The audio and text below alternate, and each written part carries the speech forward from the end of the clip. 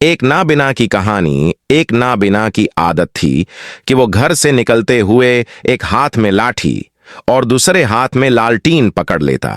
लोग अक्सर इस पे हंसते थे कि नाबीना को लालटीन की रोशनी भला क्या फायदा देगी।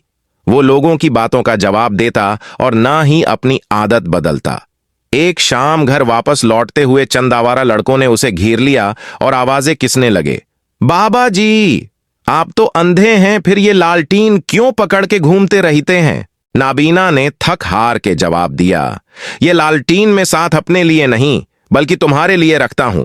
ऐसा ना हो कि बिनाई वाले हजरात की जद में आके मैं जान से हाथ धो बैठूं, इसलिए इस लालटीन की रोशनी से लोगों को याद दिलाता हूं कि नाबीना मैं हूं, तुम्हारी आंखें सलामत हैं। मुझे ड्राइविंग सीखने का शौक चढ़ा और मैंने ट्रेनर से कहा मैं ऐसी एक्सपर्ट ड्राइवर बनना चाहती हूं जिससे भी कोई एक्सीडेंट ना हो। ट्रेनर मुस्कुरा के बोली, जब भी रोड पे निकलो बस ये दिमाग में रखना कि तुम्हारे अलावा सभी अंधे गाड़ियां चला रहे हैं, कभी कोई एक्सीडेंट नहीं होगा। सुनने में मजाक जैसी ये बात माशरे की भयानक हकीकत है। इंसान तो बिना है पर इंसानियत नाबीना हो चुकी है। दोस्तों से भी शेयर करें।